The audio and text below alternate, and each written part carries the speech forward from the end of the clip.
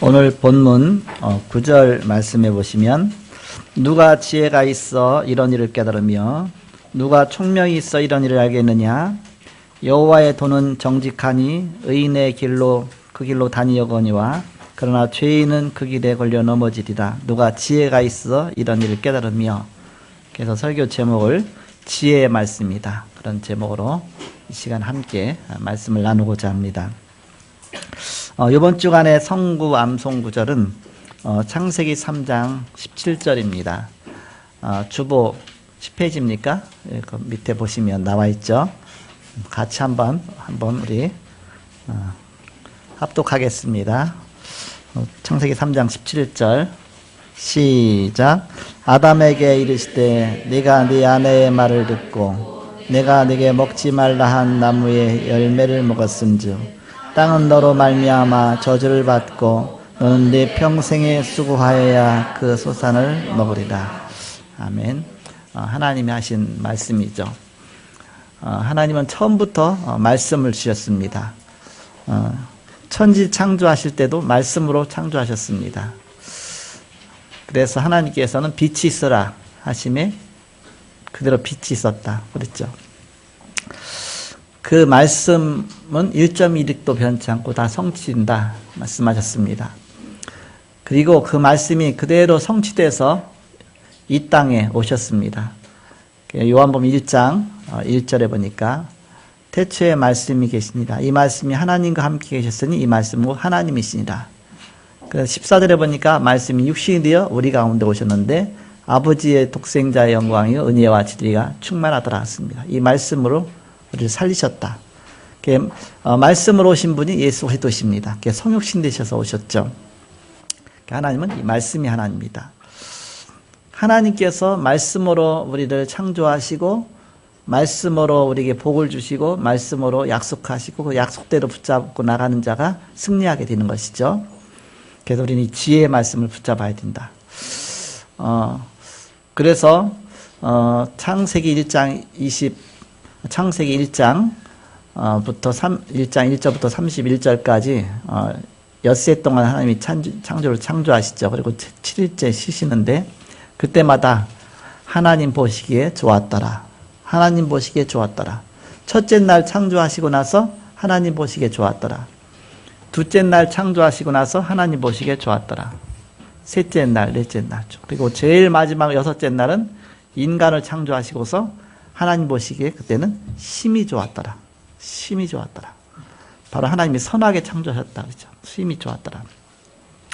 그래서 1장 28절에 보니까 하나님이 인간을 하나님 형상대로 창조하시고 28절에 복을 주시며 가라사대 그랬습니다. 복을 주셨다 했습니다. 하나님을 말씀으로 창조하시고 인간에게 복을 주셨어요. 복된 인간이죠. 하나님 우리를 인간을 그렇게 귀중하게 여기신 것입니다.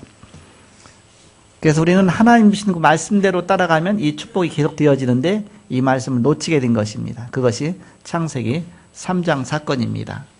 창세기 3장에 사단에게 속아서 뱀에게 속아갖고서 하나님 말씀하신 것을 어기고 선악과를 따먹지요. 이것이 바로 원죄입니다.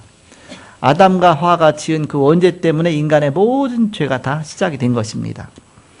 그래서 자범죄가 나왔고 그것 때문에 조상의 죄가 나왔고 우리의 모든 것이 나온 것입니다. 그래서 의인은 없나니 하나도 없으며 그렇습니다. 모든 사람이 죄를 범하였으며 그렇습니다.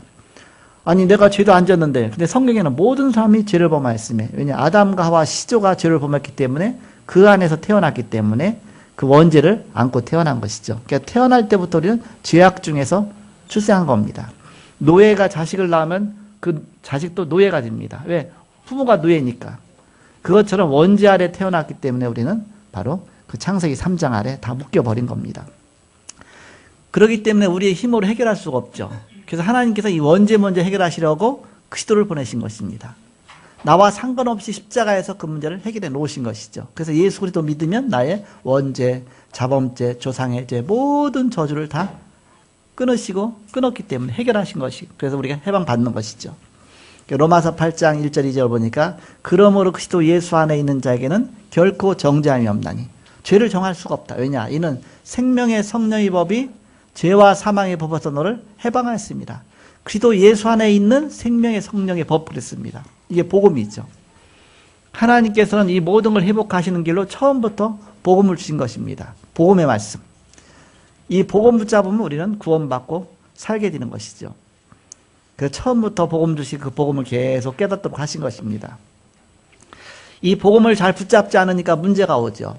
자꾸 문제가 오니까 문제 오지 않도록 하기 위해서 하나님께서는 자꾸 말씀을 더한 겁니다. 거기다 계속 더해갖고서 율법이 된 겁니다. 율법이 얼마나 많습니까? 법이 점점 많아지는 것은 사회에서 자꾸 법을 안 지키다 보면 자꾸 엉뚱한 쪽으로 가게 되면 그걸 자꾸 법을 만들죠. 이걸로 막고 저걸로 막고 저걸로. 그러면 법이 굉장히 많아집니다.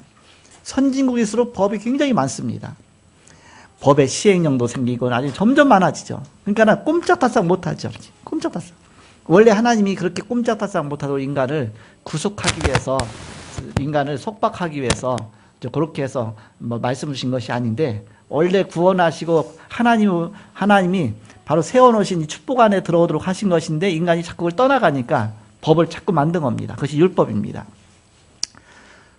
그래서 하나님께서 율법을 주셨는데, 율법을 그것도 또 어기가 해결이 안 되거든요. 그러니까 하나님께서 이제 율법을 다 초월하는 법을 주셨습니다. 그것이 이제는 로마서 8장 2절에 있는 말씀처럼 생명의 성령의 법입니다. 예수 그리스도 믿으면 다 끝났다. 예수 그리스도께서 모든 문제 다 해결하셨다. 그것이 복음입니다. 예수 그리스도 믿어라. 그러면 모든 문제에서 해결해 주실 것이다. 그게 복음이죠. 그래서 하나님이 세상을 이처럼 사랑하사 독생자를 주셨으니 저를 믿는 자마다, 그렇죠. 예수도 믿는 자마다 멸망치 않고 영생 얻게 하십니다. 이것이 참 복음입니다. 예수 그리스도 안에서 모든 게 다 끝난 것이다. 그게 참 복음입니다. 내가 예수 그리스도 믿는데 또 다른 것으로 자꾸 나를 속이죠. 사단이 자꾸 속입니다. 그래서 우리는 예수 그리스도 오직 예수가 돼야 된다. 오직 예수. 그러면 우리는 모든 문제 해결입니다. 그리스도 안에서. 예수님께서 모든 문제 다 끝내셨으니까. 이 복음을 깨닫도록 우리 자꾸 훈련 받는 것입니다. 그래서 하나님의 구원의 계획은 놀랍고 오묘하시다. 하나님 구원. 우리를 구원하시기 위해서 어떻게든지 자꾸 딴 길로 가려고 하는 우리 인간을 자꾸 구원하시려고. 어떻게든지 우리를 구원의 길, 축복의 길로 인도하시려고. 거의가 언제 구원받습니까? 거의가 잘 나갈 때 예수 잘 안 믿어요. 꼭 망해서. 꼭 갈 때까지 가서. 끝에 가서 지푸라기라도 잡는 심정으로. 우리 또 그랬거든요. 다 망하고 또 망하고 또 망하고 이제 더 이상 망할 게 없는데 그때 지푸라기라도 잡는 심정으로 예수도 붙잡았는데 이게 노다지를 붙잡은 거예요. 내 인생에 대한 답을 붙잡은 거예요. 그래서 하나님이 답을 주셨는데 그 답이 복음이다. 복음. 그 복음의 내용이 뭡니까? 예수님이 우리 인생의 모든 문제 해결자 그리스도로 오셨어. 그래서 예수도 안에서 우리는 죄사함 받고 하나님 자녀가 되고 사단의 권세에서 해방받고 지옥의 권세에서 해방받고 하나님의 자녀가 되는 것이다. 이게 복음이죠. 그래서 영접하는 자 곧 그 이름을 믿는 자에게는 하나님의 자녀가 되는 권세 주셨으니 예수님을 영접하는 것이 그것이 믿는 것이다. 이때 하나님 자녀가 된 것이다. 사람이 마음으로 믿어 의에 이르고 입으로 시인하여 구원에 이른다. 내가 마음으로 예수를 믿고 입으로 시인하고 예수 영접하고 그때 우리는 구원받는 것이다. 이것은 영원한 것이다. 한번 하나님 자녀 되면 영원한 하나님의 자녀다. 하나님 자녀가 됐는데 그 안에는 어마어마한 축복들이 숨겨져 있죠. 그것이 신자의 축복입니다. 숨겨져 있는 어마어마한 신자의 축복. 아예 뺏기지 않도록 성령이 우리 안에 내주하시고 누가 속이지 못하도록 성령이 우리를 인도하시고 우리가 기도할 때마다 성령께서 역사하시고 예수 이름 부를 때 사단 권세가 무너지고 하늘 배경으로 역사하시고 세계를 살릴 정도까지 하나님이 축복하시는 것이죠. 이것이 복음의 축복입니다. 그런데 이것을 누가 깨달았느냐? 많이 깨달았지만 사도 바울이 진짜 잘 깨달은 것 같아요. 사도 바울은 이 복음의 깊은 비밀을 깨닫고 표현할 길이 없어서 뭐라고 표현했느냐? 고린도전서 2장 9절에 보니까 기록된 바 하나님이 자기를 사랑하는 자들을 위하여 예비하신 모든 것은 눈으로 보지 못하고 귀로 듣지 못하고 사람의 마음으로 생각하지도 못하였다 함과 같으니라. 깊도다 하나님의 비밀이요. 너무너무 구원의 축복이 너무너무 크다. 막 그런 고백하죠. 그래서 말씀이 깨달아지고 믿어진다는 자체, 이 구원받았다는 자체가 너무너무나 기적 중인 기적의 축복이죠. 이 축복 속에 들어온 겁니다. 하나님 자녀와 언약적인 축복, 언약 속에 들어온 것 너무 감사하다. 이스라엘이 포로로 전 세계 노예 시장에 다 팔려버렸어요. 계속 하나님 말씀 어기다가 전 세계 이제 흩어져 갖고서 없어진 것 같았는데, 그런데도 하나님은 끝까지 사랑하셔서 어느 날 모으셔서 복음 듣게 하시고 구원하셨습니다. 어디 가 있든지 그냥 복음만 듣고 예수 믿으면 다 구원받는 그런 축복의 문을 여신 것입니다. 그래서 갖다 뭐냐, 나그네다, 남은 자다, 남을 자다, 렘넌트다. 끝까지 복음 언약 붙잡고 살아남는 자다. 초대교회 오순절날, 오순절은 절기 아닙니까? 이스라엘이 명절입니다. 명절이면 다 예루살렘으로 몰려와요. 예수 믿는 사람 몰려오는 거죠. 이렇게 유대인들이 몰려오는데, 하나님 믿는 유대인뿐만 아니라 유대인들이 이제 전 세계에 가서 흩어져 있잖아요. 그래서 거기서 이제는 하나님을 설명한 겁니다. 그러니까 나도 그러면 하나님 믿겠다. 그래서 사람 같이 온 겁니다. 유대인과 또 유대교에 입교한 사람들과, 아예 유대인은 아닌데 유대인교에 입교한 사람까지 온 것이죠. 오순절 마가다락방에, 절기에.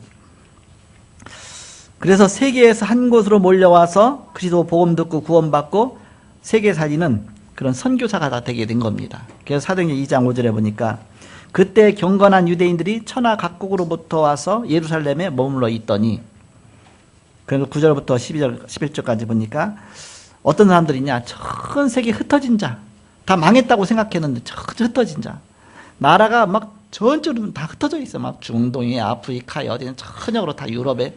그래서 우리는 바데인과 메데인과 엘람인과 또 메소포타미아, 유대와 갑바도기와 본도와 아시아까지, 또 부르기아와 밤빌리아, 애국까지, 애국과 및 구레네까지, 구레네 가까운 리비아까지 여러 지방에 사는 사람들과 로마까지, 로마로부터 온 나그네, 곧 유대인과 유대교에 들어온 사람들과 그레데인과 아라비아인들이라. 우리가 다 우리의 각언으로 하나님의 큰 일을 말함을 듣는도다 하고, 이때 흩어진 자들이, 그 렘넌트들이 모여와서 이제는 복음 듣고 선교사가 되어지는 그런 어마어마한 축복의 반열 속에 들어오게 된 것이죠. 하나님 말씀은 그렇게 정확하시다. 하나님은 끝까지 이걸 성취하신다. 언약 안에 들어오면 하나님은 끝까지 진돗개 물고 늘어지고 안 놓잖아요. 하나님이 탁 잡아, 너는 내 것이다. 너는 나의 사랑하는 자녀다. 끝까지 하나님 책임지시고, 은혜 길로, 은혜 받도록, 복음의 길로, 영 말 안 들으면 반 죽여서라도 이렇게 해서라도 예수 좀 축복 속에 들어오도록 하나님이 끝까지 이렇게 해서. 그 나중에 지나고 나서 보니까 하나님이 나를 인도하셨구나. 하나님 나를 이곳에까지 이르게 하셨구나. 에베네셀이구나. 하나님 여기까지 날 도우셨나이다. 구원의 역사는 이렇게 놀라운 것입니다. 하나님이 구원하시고자 하는 자를 절대 놓치지 않으신다. 끝까지 책임져 주신다. 하나님의 말씀은 반드시 성취되는 것입니다. 전 세계 교회는 어려워지고 있습니다. 위기라고 볼 수가 있죠. 왜냐? 한국은 70%가 미자립이고 전 세계는 90% 교회가 미자립입니다. 그러니까 어려워지고 있죠. 그래서 우리는 교회를 살려야 되는 그런 사명 가운데 있습니다. 무엇이 문제냐? 한 가지를 몰라서 그래요. 복음 하나를 몰라서. 교회 생활은 열심히 하는데 종교 생활로 빠진 겁니다. 복음 놓치고 그냥 열심히 내 나름대로의 신앙생활 한 겁니다. 하나님 말씀하고 어긋나서. 말씀도 아닌데 말씀인 것처럼, 그러니까 자꾸 율법에 빠져갖고서 종교에 빠져갖고. 그러니까 뭘 구분하지 못한 것이냐? 종교하고 복음하고의 그 구분을 잘 못한 겁니다. 내가 종교 생활하면서 복음 생활한다고 착각을 한 겁니다. 하나님 주신 복음은 오직 예수, 오직 그리스도신데 그거 아닌 쪽으로 자꾸 가게 된 것이죠. 그래서 이 부분을 간과하기 때문에 모든 것이 다 문제가 된 것입니다. 그러면 종교와 복음 어떻게 다르냐? 종교는 자기중심적이에요. 종교는 사람이 만든 겁니다. 종교는 내 중심이다 보니까 내가 하나님을 찾아가는 겁니다. 어린아이가 집을 잃었다. 그럼 어린아이가 부모 찾아가야 돼요? 부모가 어린아이 찾아가야 됩니까? 부모가 어린아이가 찾아야지. 어린아이가 어떻게 부모 찾아갑니까? 길도 모르는데. 그래서 이 종교 생활은 뭐예요? 그냥 내가 할 수 있다 그러면 내가 할 수 있다. 내 힘으로 할 수가 있다. 하나님이 하셔야 되는데. 그것이 그러다 보니까 세속적인 응답에 중심을 두죠. 세상적인 응답. 그것이 다 사단의 통로입니다. 사단의 메시지입니다. 인류의 시작된 문제입니다. 굉장히 우상을 만들고 문화라고 하죠. 그 뉴에이지라는 것이 나타난 것이죠. 나라는 그런 메시지입니다. 방탄소년도 메시지가 뉴에이지 메시지입니다. 나를 사랑하라. 나 중심입니다. 나 중심. 그러나 복음은 다른 것이다. 복음은 하나님 중심입니다. 하나님 중심. 하나님이 인간에게 찾아오신 것입니다. 시작 자체가 하나님에게부터 시작입니다. 하나님이 만드신 것입니다. 하나님이 주신 것이고 하나님이 구원하신 것이고 하나님이 손에 다 있는 것이죠. 이걸 속이는 것이 사단이죠. 사단의 통로를 우리가 알아야 됩니다. 12가지 사단의 통로가 있죠.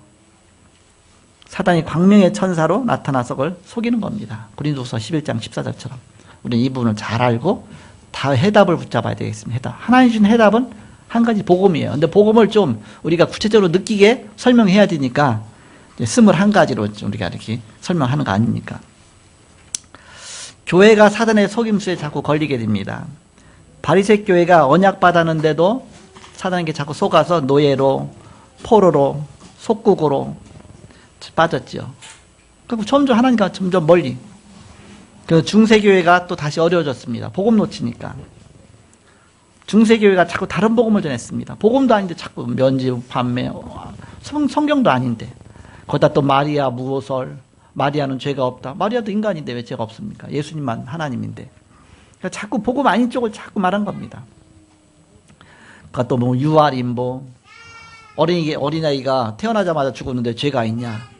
원죄가 있는데 태어날 때부터 인간은 죄악 중에 출생했나이다. 다윗이 그렇게 고백했잖아요. 다윗이 내가 죄악 중에 출생하였나이다. 원죄 속에서 출생한 것이죠. 그러면서 이제는 점점 복음 아닌 쪽으로 자꾸 간 겁니다. 어떤 우리 사람의 행위 중심으로, 사람 중심으로 간 것이죠.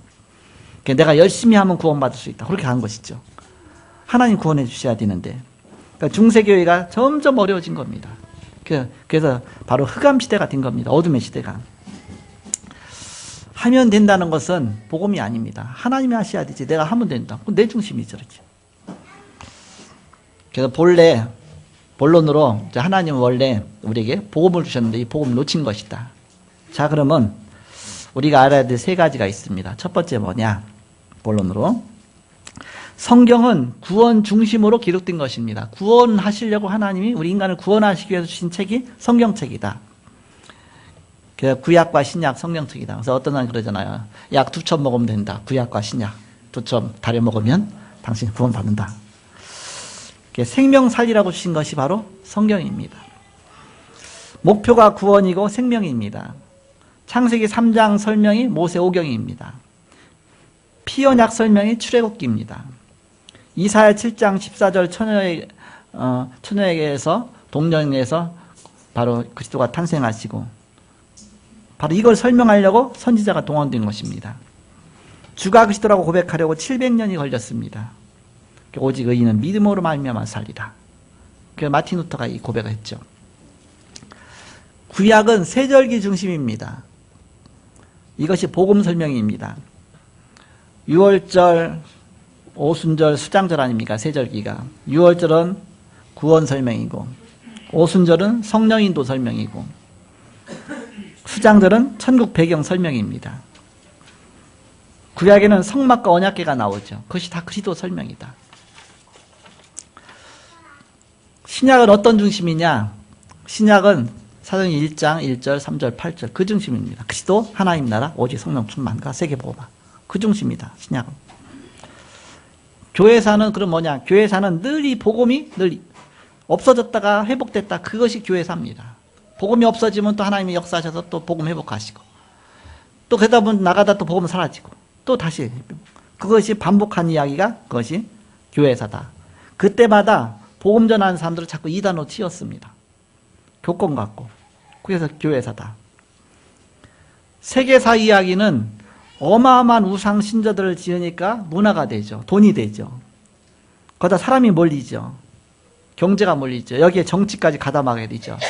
그러다 보니까 지금 전 유럽의 신전이 이렇게 관광지가 되어갖고서 이렇게 사람들이 어마어마하다. 사실 그게 다 문화라고 보는데 사실 알고 보니까 우상이죠. 거의 모든 것들이. 자, 그러면 두 번째입니다. 그렇다면 우리가 어떻게 해야 되겠느냐? 복음운동 지속해야 되죠. 우리는 복음운동 지속해야 됩니다. 사단은 어떻게든지 복음운동 지속하지 못하도록 자꾸 다른 쪽으로 끌고 가는 겁니다. 난 이 복음운동 지속해야 된다. 하나님은 지금도 말씀을 성취하고 계시고 지금도 기도 응답하고 계시며 지금도 구원 사역을 이루고 계십니다. 우리는 이 말씀이 잘 정리가 되어야 된다. 이 축복 앞에 쓰임 받아야 되니까. 그러니까 복음 성경 구절 39절 확립이 되어 있어야 되죠. 그래서 우리가 예배 때마다 계속 아까도 암송했잖아요. 한 번 그 39절 계속 반복해서 우리가 암송하는 겁니다. 한 주간에 하나씩. 계속. 그래서 이번 주간에 주신 이제 암송 구절이 주보에도 나왔지만 이제는 카톡에도 막 뜨겠죠. 계속 암송해 보세요. 일주일 동안 하나씩. 그럼 30주 되어지면 이 복음 성경 구절 39절이 딱 암송되어지면 그때부터 전도자가 되는 겁니다. 내가 전도하려면 말씀을 전해야 될 거 아닙니까? 근데 내 입에 말씀이 없는데 어떻게 하겠습니까? 이것이 내게 습관이 되어져야 되죠. 그래서 자꾸 이렇게 나오는 것들 계속 같이 이렇게 말씀 따라가시면 되겠습니다. 복음 39절이 확립되어 있어야 된다. 그리고 기도 제목이 정리되어 있어야 됩니다. 그리고 나는 어떻게 전도할 것인가? 전도가 정리되어 있어야 되죠. 구원의 길을 자꾸 반복해서 그려보고 구원의 길의 그 성경 기절이 39절입니다. 그걸 지금 하나씩 계속 이어나가는 겁니다. 자, 그럼 마지막입니다. 마지막. 우리가 그럼 무엇을 해야 되느냐? 전도자로서 내가 무엇이 준비돼야 되느냐? 전도운동 이전에 전도하는 사람 나 자신이 응답받아야 됩니다. 내 자신이 중요하죠. 구약 성경의 결론은 뭐냐? 그리스도 보내겠다. 구원자 그리스도 보내겠다.